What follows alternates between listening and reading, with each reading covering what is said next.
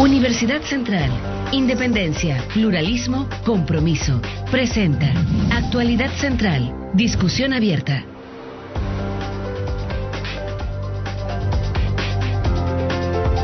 ¿Qué tal? Bienvenidos a esta discusión abierta, una presentación de CNN Chile y Universidad Central. Fíjese que en los últimos días la Secretaría General de la OEA entregó un informe, un estudio que realizaron respecto a la política en contra de las drogas que ha existido en los últimos 40 años. Dentro de sus conclusiones decía, esta guerra ha fracasado. Y de hecho el expresidente de la República, Ricardo Lagos Escobar, dijo en la Comisión Global de Política de Drogas, dijo, la forma de criminalizar y prohibir hasta ahora ha fracasado y después de 40 años hay un número mayor de drogadictos. ¿Está Chile preparado para comenzar a pensar en despenalizar drogas? No solamente hablar de la despenalización de la droga, ver cómo se prepara un país como el nuestro, si es que está preparado, para rehabilitar, cómo se aborda como tema de salud pública, de seguridad, la criminalización que se produce sobre los consumidores, el narcotráfico, en fin, todas esas aristas son las que queremos abordar. De inmediato saludamos a nuestros invitados, parto por don Osvaldo Torres, decano de la Facultad de Ciencias Sociales de la Universidad Central. ¿Cómo estás? Bien, bien. Yo lo saludo como no lo hubiera visto, pero estuvimos tomando café antes, ¿eh? Pero es parte de la tele. Saludamos al médico psiquiatra don Milton Flores, que salió a la luz pública debido a que recibió una condena de 41 días de presidio remitido por plantación y cultivo ilegal de marihuana. ¿Cómo está, Milton? Aquí estamos. ¿Ah? ¿Está bien? Agradecidos por la invitación. Dedicado a la rehabilitación, a las terapias que tienen que ver justamente con aquellos que están pasando por el problema de adicción a las drogas, saludamos al médico psiquiatra Yamil Quevedo del Instituto Médico Chilcot. ¿Cómo estás, Yamil? Muy bien, buenos días, Pablo. Analista político de renombre, de lujo tenerlo acá. ¿Cómo está Guillermo Holzman? ¿Qué tal, Pablo? Buenos días. Pregunta, parto contigo, Pablo. De aquí voy para allá. Okay. ¿Ya? ¿Está Chile preparado para comenzar a pensar en despenalizar las drogas? ¿Preparado en términos de lo que significa salud pública, en términos de lo que significa de control del caso de que se despenalice alguna droga?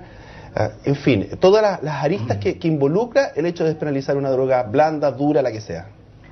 Bueno, primero, si está preparado, la única manera de reflexionarlo, pienso yo, es que hay que sacarlo de la idea de madurez, porque Chile no son todos. Yo conozco gente de los años 90 que está pregonando o proponiendo estrategias de reducción de daño y de despenalización o descriminalización del consumo de las drogas, particularmente la marihuana, y no había sido escuchada. Entonces, hoy día están muy satisfechos y contentos con que la evidencia empírica demuestra que es distinto ser un consumidor por ocio, por vía de ratos libres, a ser un adicto a una determinada droga. Entonces, yo creo que hay condiciones para reflexionar directamente la adecuación de la institucionalidad que hoy día gobierna la estrategia de droga, que ha fracasado, en nuevas perspectivas de salud pública y lo que tú planteas. Yamil, ¿está Chile preparado en algunas o todas las aristas que involucra el comenzar a despenalizar drogas? No sé si está preparado, pero mi impresión es que el debate se impone, ¿no? Se impone por la sociedad y se impone por el fracaso de las políticas públicas a nivel global. A mí no me parece que Chile pueda mantenerse ajeno a este debate y la verdad es que me parece que lo importante es cómo la sociedad convoca a los distintos actores sociales y cómo aborda el tema en sus distintas aristas y mi preocupación mayor es dónde están puestos los focos. ¿Por qué ha fracasado la política actualmente de criminalización de las drogas? Esta guerra contra las drogas, ¿por qué fracasó a juicio tuyo?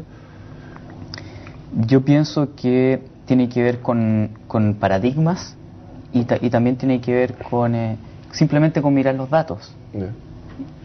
No ha disminuido el consumo, no ha disminuido la patología adictiva, no mejoran los tratamientos, y si uno ve que acciones de políticas públicas son efectivas, más bien corresponden a modelos de reducción de daño, por ejemplo metadona y buprenorfina en Estados Unidos para el control de la heroína, reducción de la criminalidad, y por otro lado en Chile, cómo las personas que tienen patología adictiva acceden a tratamiento, qué tipo de tratamiento reciben, qué calidad de tratamiento. Guillermo. La verdad es que, y basándome mucho en el informe de la OEA que tú hacías mención, yo creo que Chile ha logrado avances en lo que es tener una política pública respecto a lo que es el control, ya sea por la vía penal o por la vía salud pública. El tema de salud pública se está imponiendo ahora último. Sin embargo, más que de fracaso, yo diría que hay de insuficiencia. Una insuficiencia institucional, por una parte, una insuficiencia en términos de definir los problemas alrededor de la droga, en términos de adicción, en términos de consumo habitual, que no sea adictivo, en términos de su impacto, el tema de seguridad ciudadana, por ejemplo, en términos de impacto respecto a rehabilitación, prevención, etcétera. Y yo me atrevería a decir de que hoy día, a nivel hemisférico, el debate no solamente es necesario porque la sociedad de alguna forma lo está presionando, sino porque no tiene ningún sentido una política pública que conlleve una legalización de determinado tipo de droga para uso personal bajo determinadas condiciones, si no hay también una plataforma de cooperación hemisférica entre los países que le dé sentido a todo eso. Porque finalmente cuando hablamos de drogas, estamos hablando de la producción, estamos hablando de la distribución, estamos hablando del consumo, es decir, tienes una diversidad de miradas que es necesario que el Estado lo vea en forma íntegra, y probablemente ahí es donde tenemos, yo diría, insuficiencia institucional, por una parte, y una falta de gobernanza particularmente para poder incorporar en este debate no una mirada sancionadora desde arriba, sino que una mirada mucho más participativa respecto al compromiso que cada actor debe asumir dentro de la sociedad para poder cooperar justamente a que la droga no se transforme en un mal social, o no se transforme en una situación que va a generar un impacto negativo para toda la sociedad. Doctor, ¿está Chile preparado para pensar en despenalizar drogas en general? Yo pienso que vamos bastante más adelantados de lo que se alcanza a visualizar. Chile está trabajando ya en el tema hace mucho tiempo. Yo creo que a partir del 89 se comenzó a hacer un estudio profundo sobre la materia, y hoy día hay realizaciones en curso ya. Nosotros estuvimos trabajando el año pasado, todo el segundo semestre en el Senado, planteando desde una perspectiva mucho más profunda una comprensión que tiene que ver con que las drogas hoy día son un síntoma de problemas estructurales de la cultura. Hoy día hay un modelo que propone la relación adictiva, digamos, en general con la materia en particular, y que da cuenta de una falta de cobertura de dimensiones más trascendentes de la realidad, que hoy día la ciencia hace mucho rato, hace 100 años que ya demostró. Chile está trabajando sobre el tema, y lo que está pasando hoy día en Chile es el fruto de un esfuerzo que se viene realizando. O sea, no es que hoy día esté apareciendo esto de la nada. Y vemos que esto también está sucediendo, afortunadamente, a nivel americano. O sea, aquí hay quiero tirar una pregunta para el medio de la mesa, para que la responda el que quiera, desde el punto de vista que quiera, obviamente. ¿Las drogas son una necesidad o son un suntuario? Me explico. ¿Una sociedad sin droga puede funcionar o necesita necesariamente droga? Si yo veo a la historia, todas las sociedades, todas las culturas se han drogado. Con alcohol, con hierbas, con lo que uno pudiera ocurrírsele. Entonces la pregunta es, si es que es una necesidad, vamos a tener que legislar para disminuir el control de daño y hacerlo en forma madura. Si es que es un suntuario, ¿para qué lo tenemos? Se pasa a ser un lujo, algo que no se necesita.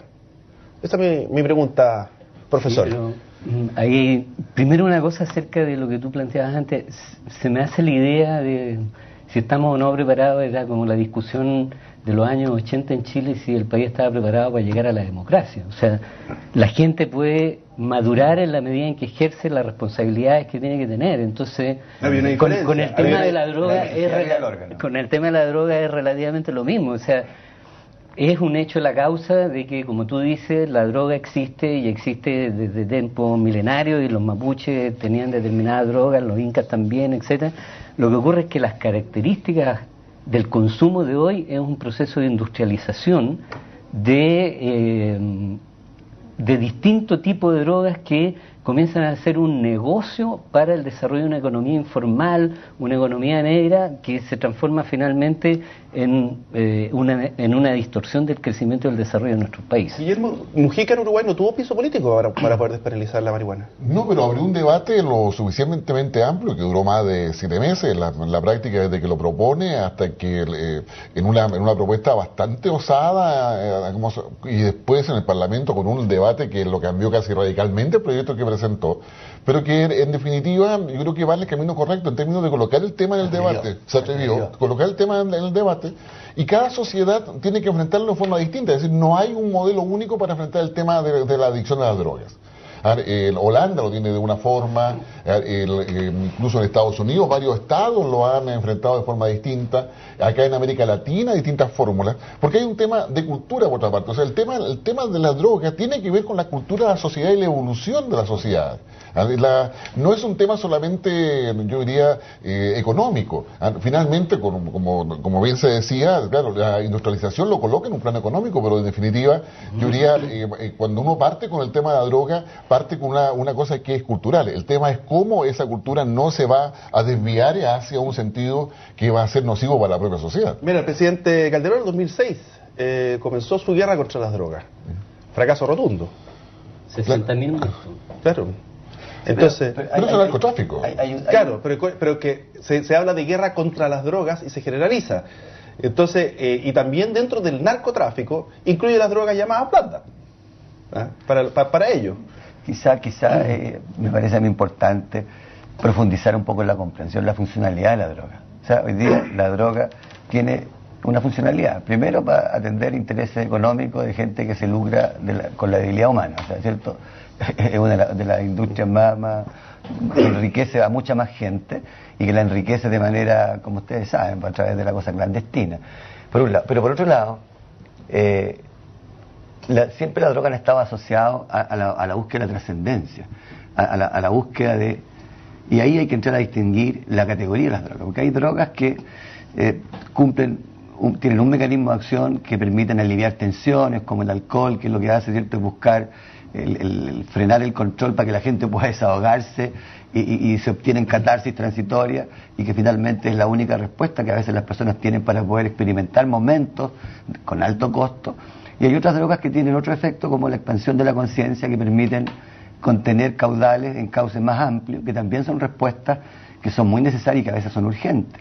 Entonces, falta entender cuál es la función que tiene la droga, y para poder entrar a distinguir. Porque hoy día se mezclan planos, se mezclan los que tienen enfermedad, los adictos, con los usuarios responsables, con los narcotraficantes. Aquí todo el mismo saco. Y en esa distinción, ¿cuáles serían despenalizables, doctores? Usted también es doctor, pero ellos son psiquiatras. Yo tengo una visión distinta. A mí me parece que la relación de los seres humanos con las sustancias adictivas es dual de alguna forma, es a la vez fenómeno social y cultural, y efectivamente las drogas siempre han acompañado a las distintas sociedades, pero es a la vez una patología y un fenómeno biológico, cómo se construye esa relación. Y si bien es cierto, en todas las sociedades han habido consumo de drogas, también en todas las sociedades hay personas que se enferman en esa relación, que construyen una relación patológica con la sustancia, se van marginando de su función y su rol social y se van perdiendo. Ahora, lo que pasa es que la ley está completamente desfasada de ese enfoque, porque por una parte hay una legalización de drogas que son bastante dañinas, como el alcohol, y como estamos viendo ahora en el consenso que hay sobre el tabaco y sus daños, y otras drogas que probablemente no sean tan dañinas, como la marihuana, que está prohibida. Entonces la distinción entre droga legal e ilegal no es pertinente respecto al daño que causan. Y por el otro lado, en el debate se confunde lo que es una adicción a una droga de lo que es el consumo de la droga. Entonces, el alcoholismo es distinto al consumo de alcohol, ¿ya? Y el consumo de marihuana es distinto a un adicto a la marihuana. Y esas 4 diferencias no están expresadas en una adecuada ley que permita regular las condiciones en que los cuales los individuos se relacionan con esas drogas y la respuesta que la sociedad le entrega a ese consumidor. Entonces hoy día tenemos amplia represión al consumo y a la producción individual, en el caso de la marihuana, pero no tenemos grandes restricciones al consumo del alcohol. Y todas las medidas que están asociadas, por ejemplo, a la regulación del consumo de tabaco, se van demostrando como apropiadas. Entonces la pregunta es, ¿por qué en la marihuana, que no tiene ni la peligrosidad del alcohol, no se produce una política de regulación de su consumo y también de su producción individual, como mencionaba Guillermo en el de Estado Colorado, que están construyendo la ley después de este plebiscito que la aprobó. Una Holanda en Estados Unidos. Claro, y con una paradoja, que es que Estados Unidos era el guardián de la guerra contra la droga en su propio Estado federado. Lo que pasa es que hasta la gente que propone el mercado, el libre mercado, está dándose cuenta que en realidad igual es un problema, porque hoy día, lo que comentábamos delante, ¿cierto? Smith-Hebel, Sí. mandado por Lupsic, propone sus 95 medidas y las últimas 2 tienen que ver con despenalizar las drogas de aquí a 10 años, porque ellos ven que en realidad la estrategia de prohibición es inconducente por ejemplo, el caso de la cannabis, la comparación, digamos, de la agresividad y el daño es absurdo. Entonces ellos están desde la inteligencia y el análisis macro visualizando que hay que tomar medidas maduras, digamos, que trasciendan el prejuicio. Pregunta para la vuelta de la pausa. ¿Qué ganamos y qué perdemos despenalizando? ¿Cuántos recursos se han destinado en este fracaso? Porque la ley 20.000, que Ricardo Lagos llega y dice, mira, sabes que vamos a sancionar el microtráfico, ¿qué tan efectiva ha sido? ¿De qué ha servido? Y ver también el tema de la rehabilitación, porque esos son los que se caen para el otro lado y hay que ver cómo se les va ayudando y se les va informando. Recuerde, @actualcentral para sus preguntas, sus comentarios, lo que quieran, o en el hashtag Actualidad Central. Ya estamos de vuelta a la Actualidad Central. Usted quería decir consumo.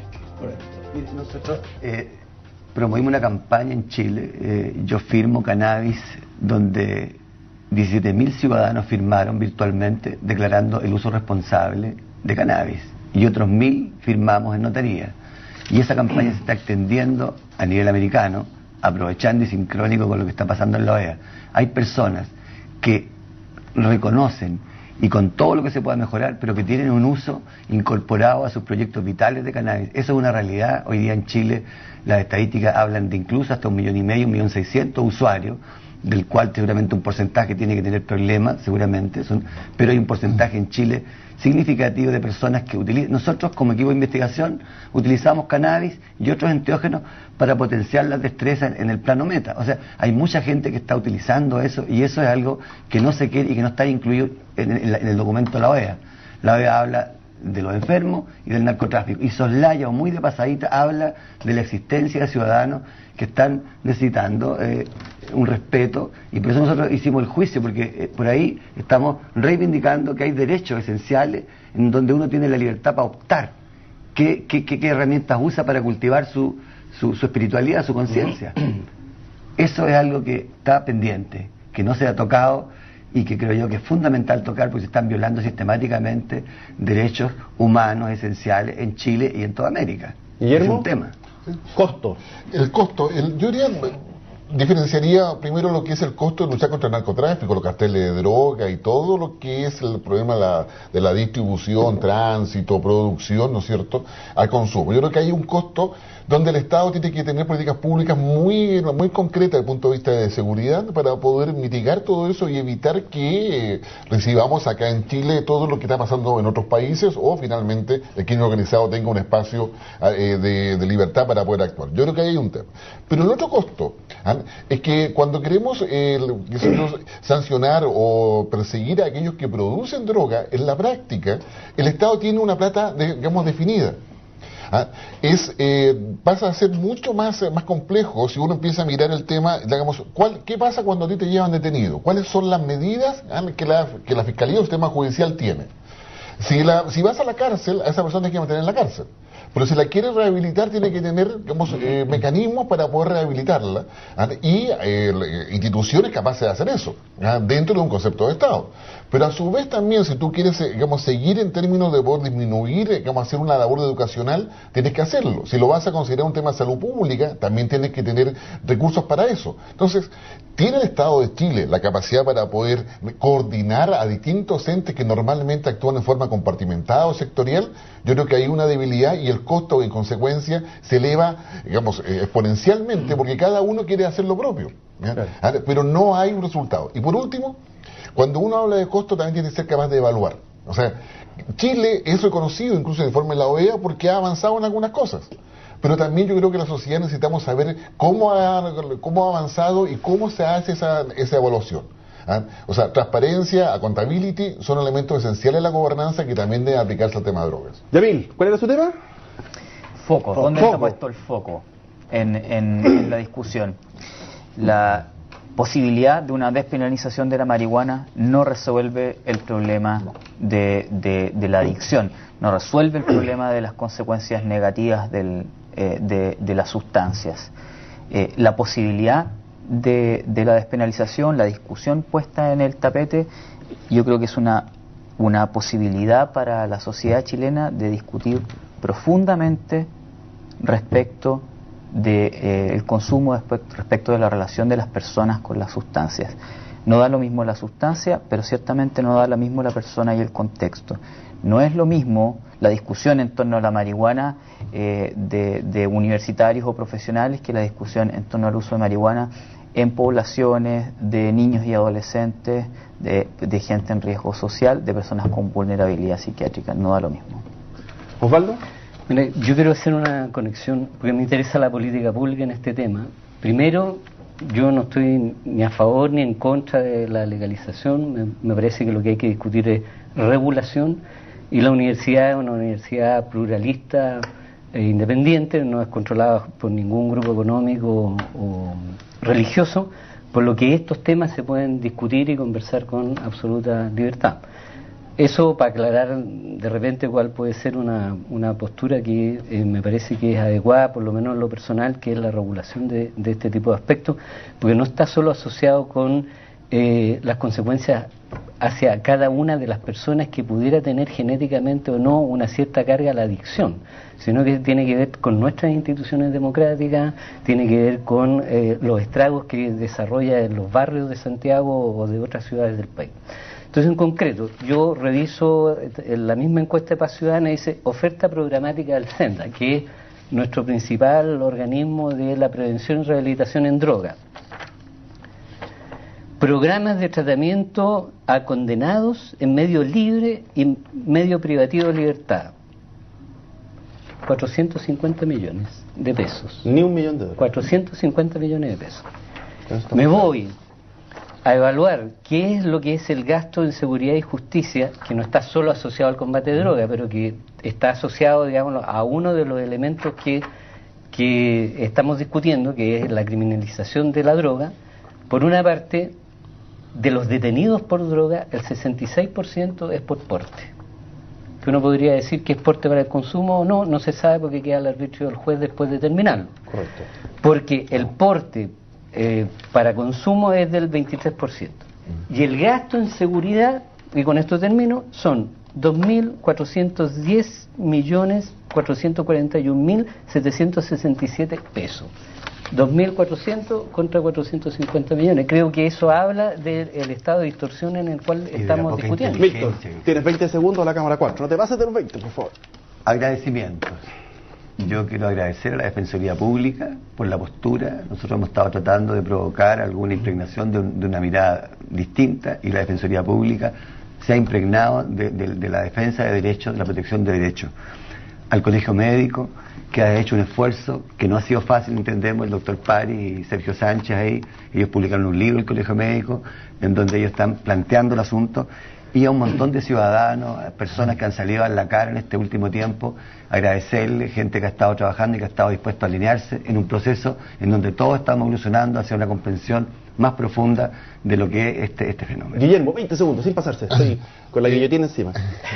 Yo diría, lo primero, la necesidad de un debate informado, y para eso sería ideal que el Estado pudiese reunir cuáles son los últimos estudios que hay para que el televidente, cualquier ciudadano pueda acceder a la visión médica, a la visión, digamos, de finanzas, de hacienda, etcétera. Pero también, digamos, entender que ese debate informado se trata de un problema de drogas que afecta a una minoría, que no es todo el país que se droga, sino que es una minoría que debe ser adecuadamente regulada y donde el Estado debe tener un rol claramente, digamos, no solamente regulador, sino que orientador muchas veces. Yamil, 20 segundos, con cara de 19. Estoy de acuerdo con lo último que expresaste, debate informado. Informar, o sea, invitar a todos los actores sociales a informarse respecto de las reales consecuencias de las drogas y cómo eso puede impactar nuestras políticas públicas. Osvaldo, 18,5 segundos. Debate informado y desideologizado. O sea, yo creo que aquí es clave de entender de que políticamente es un problema acuciante para la democracia. Segundo, que es transversal, de que aquí no es dueño un sector del país respecto del discurso político que hay en torno a esto. Y tercero, que no es una discusión moral. O sea, esto no es la moralina que va a hacernos más buenos o menos buenos si es que uno está en una u otra posición política. Señores, muchas gracias por haber estado con nosotros, a ustedes por haber participado, por habernos acompañado por la sintonía, por haber participado a través de Facebook. Siempre quedamos en deuda, pero de todas maneras sus aportes son muy, muy agradecidos. Nos encontramos el próximo fin de semana acá, en Actualidad Central.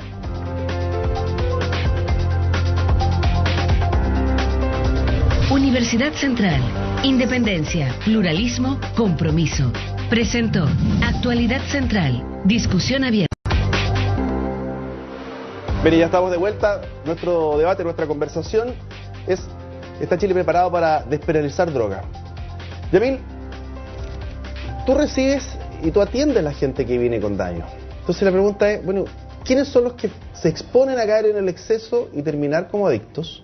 O preguntado de otra forma, ¿quiénes pueden y quiénes no pueden consumir ciertas drogas? Porque la droga no es para todos, es para los que a lo mejor tienen ciertas condiciones psicológicas, ciertas personalidades, y pueden tener un consumo moderado, recreacional, y otros que lamentablemente o afortunadamente no pueden tocar ningún tipo de droga porque pueden caer en el exceso, personalidades adictivas.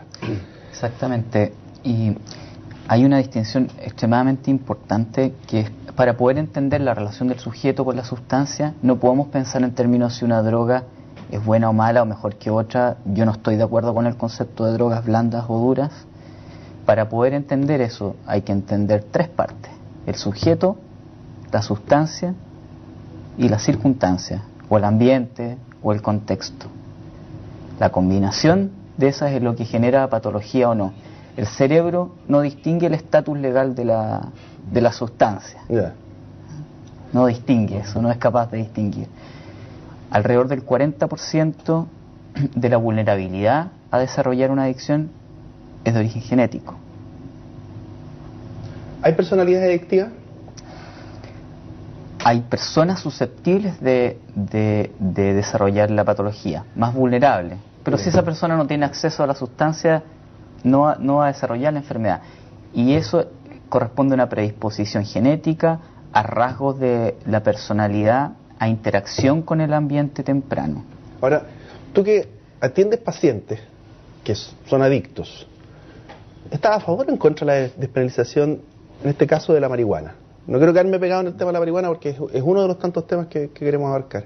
Primero, yo estoy muy contento de que se debata y que se abra esto en la sociedad. Segundo, pienso que el modelo de penalización o la guerra contra las drogas está más bien fracasando.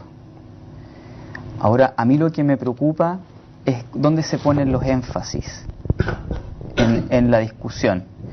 Y fundamentalmente dos temores: el entender que la legalización o la despenalización como la panacea para resolver el problema de las drogas y de la adicción en particular. Y en segundo lugar, que a mí me da la impresión de que la sociedad está entendiendo que si se pone en la discusión una eventual despenalización del consumo es porque la marihuana no tiene efecto o la marihuana no es dañina o peligrosa, incluso no es adictiva. Yo tengo pacientes que me dicen, cuando yo pregunto acerca de consumo, me dicen, bueno, qué sé yo, consumo alcohol y bueno, marihuana, pero marihuana no es una droga, es una planta. ¿Qué se gana y qué se pierde despenalizando drogas? A ver, yo creo que la primera cosa es cuando se despenaliza, lo que se está despenalizando, lo que se está discutiendo, está asociado al consumo individual. O sea, es decir, no necesariamente a una cosa de mercado completa en términos de lo que implica colocar mucho más droga a disposición de toda la gente, de tal forma que aquel sujeto, como tú bien dices, que no lo ha probado, tenga un incentivo para probarla. O sea, hay un tema asociado al consumo básicamente individual. Hay países que han despenalizado la marihuana, no hay estudios o no hay evidencia, como lo dice el informe de la OEA, de que la despenalización tenga un efecto de aumento en la demanda directo. Hay países que han despenalizado por allá al detalle tantos microgramos de heroína, de cocaína para uso individual. Lo que sigue estando penalizado dentro de ese esquema es la gran producción, es cuando ya tú pasas al narcotráfico directamente. Entonces yo diría que cuando hablamos de penalización estamos hablando del comportamiento individual frente a la droga, y no estamos hablando de que se está avalando el narcotráfico a nivel del país o a nivel de países. Entonces yo creo que ahí hay una cosa que es importante. Y lo segundo es que para despenalizar, no basta con despenalizar si no tienes también adecuadas políticas de prevención, adecuadas políticas de mitigación justamente del daño que se provoca. Porque lo que hemos descubierto, hay varios ejemplos, si tú vas solamente a penalizar, vas a llenar la cárcel de muchos microtraficantes o consumidores, pero no vas a arreglar el problema de la adicción. ¿Ya? Entonces, la despenalización, y en tercer lugar, con esto termino, tiene una cosa, yo diría, positiva desde el punto de vista que hay un control sobre la calidad de la droga, ¿ya? Que evita la adicción, o sea, en términos concretos.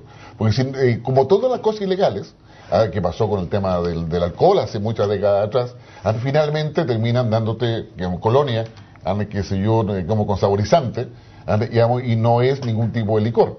Y hoy día pasa que tenemos una marihuana que está manejada, intervenida, y que te genera una adicción que es mucho más grave cuando llega a menores, cuando llega a universitarios, por ejemplo. Además, financia la delincuencia, aquí como lo dice Fernando Puente. Echándole una miradita, a ver si están de acuerdo con esto. El médico jefe, el doctor Julio Paravicino del Hospital Psiquiátrico de la Universidad de Chile, de la Unidad de Dependencia, dice lo siguiente: la despenalización significaría legalizar, en parte, una tercera droga de abuso que produce tanto daño como el cigarrillo o el alcohol. Y dice después, la cultura de nuestro país no refleja un perfil de población basado en el autocontrol. A esta realidad se suma que en Chile cerca del 80% no es capaz de entender lo que lee. Eso significa que solo un 20% tendría un criterio absolutamente formado. ¿Está de acuerdo con eso usted o no? Yo, para nada. O sea, conecta variables no tienen absolutamente nada que ver. O sea, si la gente no entiende un mensaje, lo que uno podría concluir es de que solo el 20% que puede leer un mensaje en una cajetilla que dice que mata, tendrá derecho, digámoslo, a consumir ese cigarrillo. Es como absurdo, ¿no? ¿Estás de acuerdo? Yo pienso que sintoniza con lo que tú planteas, que el foco. Aquí, y hay que entender lo que está a la base, es que hoy día las explicaciones científicas ya no pueden solamente basarse en el análisis material de la existencia. Hoy día, si uno quiere capacitar a la persona para que tenga atributos que le permitan administrar una relación con alguna sustancia como esa y con otros elementos que son a veces más adictivos como el dinero y otro tipo de cosas, pasa porque uno reconozca que hay espacio en donde uno puede trabajar.